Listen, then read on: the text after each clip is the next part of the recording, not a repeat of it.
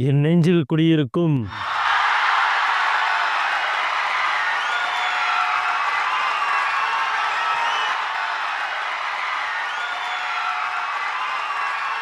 What bro, it's very wrong bro. Why bro, it's very wrong bro.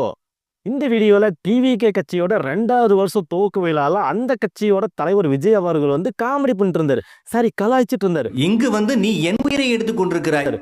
ஒரு 4 முக்கியமான விஷயங்கள் address பண்ணாரு. அது மட்டும் இல்லாம பிரசாந்த் கிஷோர் வந்து தோனியை பத்தி ஒரு விஷயம் சொல்லியிருக்காருங்க. தோனிக்கும் தமிழ்நாட்டுக்கும் இருக்கிற ரிலேஷன்ஷிப்பை பத்தி சொல்லியிருக்காரு.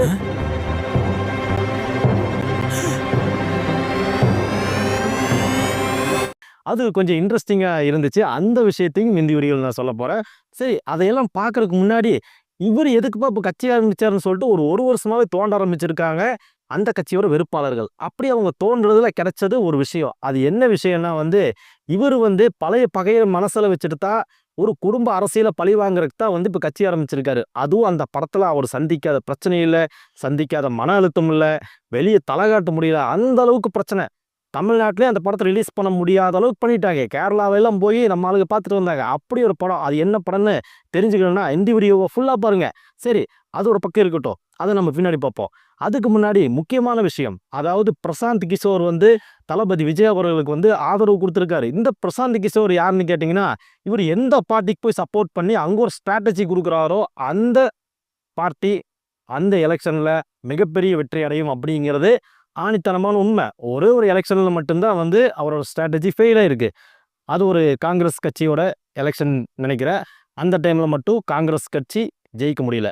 ஆனால் இவர் சப்போர்ட் பண்ண அத்தனை எலெக்ஷனும் அத்தனை பார்ட்டிகளும் வின் ஆயிருக்குது. இன்க்ளூடிங் நரேந்திர மோடி அவர்கள் உட்பட, இன்க்ளூடிங் ஸ்டாலினோட 2021 கடைசி தேர்தல் உட்பட எல்லாத்திலையும் இவர் கொடுத்த ஸ்ட்ராட்டஜி பக்காவாக ஒர்க் அவுட் ஆகிருக்குது. அப்படிப்பட்ட ஒரு நபர் வந்து இன்னைக்கு டிவிகேக்கு சப்போர்ட் பண்ணுறாரு.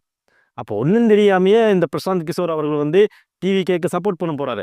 இப்படி ஒரு முக்கியமான ஸ்ட்ராட்டஜியை இன்னைக்கு டிவிகேக்கு கொடுத்துருக்காரு. அது மட்டும் இல்லாமல் இன்னைக்கு அந்த கட்சியை கைட் பண்ணுறதும் அவர் தான்.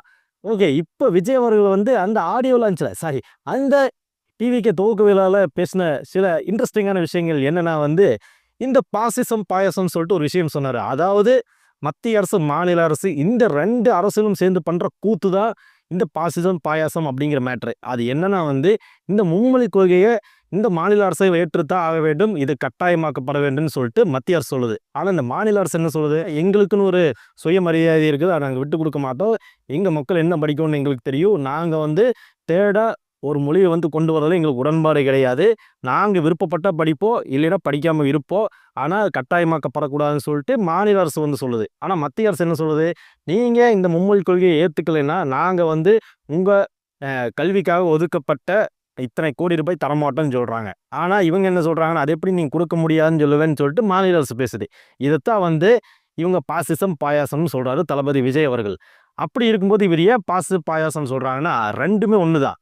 அதாவது இவங்க வந்து ஏ டீம், அவங்க பி டீம். ஏ டீம் வந்து மத்திய அரசு, பி டீம் வந்து மாநில அரசு. இவங்க 2 பேருமே அண்டர் கிரவுண்டில் டைஅப்பில் தான் இருக்காங்க. இவங்க எதிர்க்கிற மாதிரி எதிர்ப்பாங்க, அவங்க கண்டிக்கிற மாதிரி கண்டிப்பாங்க.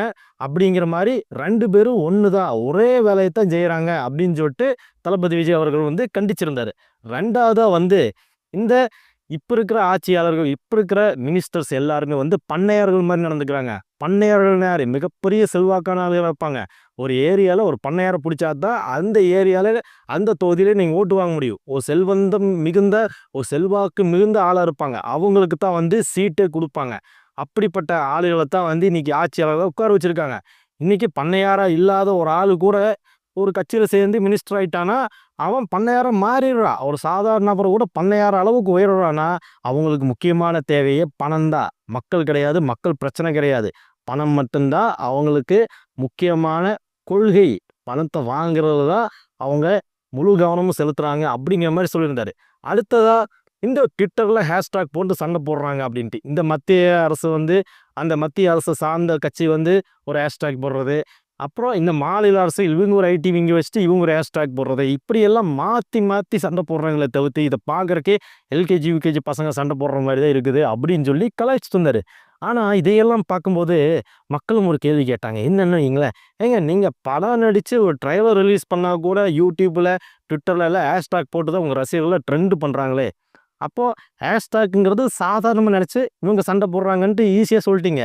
ஆனால் அதே ஹேஷ்டாக்கை பயன்படுத்தி தானே உங்கள் படத்தோட டீசரையோ ட்ரெய்லரையோ சாங்கையோ நிறைய வியூஸ் போக வச்சு மக்கள் மத்தியில் பிரபலப்படுத்தணும்னு சொல்லிட்டு இந்த வேலையெல்லாம் பண்ணீங்க. அப்போ ஹேஷ்டாக்கை பற்றி ஏன் நீங்கள் இப்படி எல்லோரும் பேசணும்? நீங்கள் அந்த வேலையை செய்யாமல் இருந்தால் நீங்கள் பேசாமல் இருந்திருக்கலாம். நீங்கள் அப்படித்தானே அஜித் கூடயும் நீங்கள் மற்ற நடிகர் ரஜினி கூடயும் ஹேஷ்டாக் போட்டு தானே சண்டை பிடிக்க வச்சிங்க. உங்களுக்குன்னு ஒரு குரூப் உருவாக்கி அதில் நீங்கள் ரஜினிகாந்தையும் அஜித் குமார்களையும் விளாசுனீங்க. அப்போ நீங்கள் எப்படி இந்த மத்திய அரசு மாநில அரசு போடுற சண்டையை இது இப்படி ஹேஷ்டாக் போட்டு சண்டை போட்டிருக்காங்கன்னு நீங்கள் சொல்லலாம் அப்படின்னு சொல்லிட்டு ஒரு குரூப் கிளம்பியிருக்குது. ஆனால் அதை யோசிச்சு பார்க்கும்போது கரெக்டாக தான் கேட்டிருக்காங்க அப்படிங்கிற மாதிரி தோணுச்சு. சரி, அதுக்கப்புறமா ஒரு விஷயம் சொன்னார். அது என்னன்னா இன்றைக்கி நான் ஒவ்வொரு மாவட்டத்துலேயும் கழக செயலாளர்கள் கழக நிர்வாகிகள் எல்லாத்தையுமே நான் இளைஞர்களாக போட்டிருக்கேன். இவங்க எல்லாம் இளைஞர்களை வச்சு சின்ன சின்ன பசங்களை வச்சுருந்தாப்பா கட்சி நடத்துகிறாங்க. இவங்களால் என்ன பண்ண முடியும்? அதுவும் சாதாரண குடும்பத்தில் இருந்து வந்த இளைஞர்களை தான் முக்கியமான பொறுப்பில் உட்கார வச்சிருக்காரு விஜய்ன்னு சொல்லிட்டு ஏளனமாக பேசுகிறாங்க. ஆனால் இந்த இளைஞர்கள்லாம் இருந்தனால தான் அண்ணாவே ஜெயிச்சார். இளைஞர்கள்லாம் இருந்தனால தான் புதுசாக கட்சி ஆரம்பித்து எம்ஜிஆரே ஜெயிச்சாருன்னு சொல்லிட்டு ஒரு விஷயத்த சொன்னார். அந்த வழியில் தான் நானும் இளைஞர்களை வச்சு தான் நாளைய கட்சியை உருவாக்கி நான் ஜெயிக்க போகிறேன் அப்படிங்கிறத கான்ஃபிடண்ட்டாக சொன்னார் விஜய் அவர்கள். ஓகே, எதுக்குப்போ ஒரு கட்சி ஆரம்பித்தார்னு சொல்லிட்டு ஒரு ஸ்டேட்மெண்ட் கொடுத்தாங்க பார்த்தீங்களா? அதில் அவங்க கிளைம் பண்ணுற படம் என்னென்னு கேட்டிங்கன்னா காவலன் படம். இந்த காவலன் படத்தை தமிழ்நாட்டில் ரிலீஸ் பண்ண விடாமல் அந்த படத்தை அமுக்கு நம்பிக்கை அந்த படத்துக்கு தியேட்டர் கொடுக்காம விஜய் அவர்களை மிகப்பெரிய மன உளைச்சலுக்கு ஆளாக்கி அவரோட கெரியரை க்ளோஸ் பண்ண நினச்ச அந்த டைமில் இருந்து ஆளுங்கட்சி. அந்த டைமில் எந்த ஆளுங்கட்சி இருந்ததுன்னு சொல்லிட்டு எனக்கு தெரியல. அதாவது தெரிஞ்சவங்க இருந்தீங்கன்னா கமெண்ட்டில் சொல்லுங்கள். அப்படி அந்த கட்சி கொடுத்த அழுத்தத்தால் விஜய் அவர்கள் ரொம்பவே மனநிலை பாதிக்கப்பட்டார். நானும் பின்னாடி கட்சி ஆரம்பித்து என்னை எவனெல்லாம் அமுக்குனாலும் அவனை எல்லாம் பழி வாங்க போகிறேன் அப்படின்னு சொல்லிட்டு தான் இன்றைக்கி விஜய் அவர்கள் கட்சி ஆரம்பிச்சிருக்காரு. தன்னை மாதிரி யாரும் பாதிக்கப்படக்கூடாது, யாரும் அதிகாரத்தில் உட்கார்ந்து எளியவர்களை மிரட்டி அவங்களோட உரிமையை பறிக்கக்கூடாது அப்படின்னு சொல்லிட்டு தான் விஜய் அவர்கள் இன்றைக்கி கட்சி ஆரம்பிச்சிருக்காரு. அது ஒரு சின்ன ஸ்பார்க் அப்படின்னு சொல்கிறாங்க. சின்ன ஸ்பார்க், அங்கே தான் விஜய்க்கு ஸ்பார்க் ஆச்சு அப்படின்னு சொல்கிறாங்க. அது மட்டும் இல்லாமல் அதுக்கப்புறமா தலைவா படத்துக்கு கொடுத்த அழுத்தம், அவர் போய் கொடநாட்டில் போய் கையை கட்டி நின்னது, அவர் வீட்டு வாசலில் போய் மணிக்கணக்காக காத்துட்டு உட்கார்ந்தது, இப்படியெல்லாம் சிஎம்மாக இருக்கிறவங்களே இப்படியெல்லாம் பண்ணலாமா அப்படின்னு சொல்லிட்டு அதுவும் ஒரு ஸ்பார்க். இந்த 2 ஸ்பார்க்கும் சேர்ந்து தான் விஜய் அவர்களை இந்த அளவுக்கு ஒரு கட்சியை வளர்த்து விட்டு இன்றைக்கி அடுத்ததில் ஆட்சியை பிடிச்சே ஆகணும்னு சொல்லிட்டு ஒரு கான்ஃபிடண்ட்டாக உட்காந்துருக்காரு. அதுக்கு இந்த 2 படங்களுக்கும் கொடுத்த அழுத்தம் தான் ஒரு ஸ்பார்க் அப்படின்னு இந்த ஸ்டேட்மெண்ட்டில் கொடுத்துருக்காங்க. இந்த ஸ்டேட்மெண்ட் எந்த அளவுக்கு உண்மைங்கிறது நம்மளுக்கு விஜய் ஆடியன்ஸ்க்கெலாம் தெரியும். அதே மாதிரி ஜென்ரலாக இருக்கிற மக்களுக்கும் தெரியும்.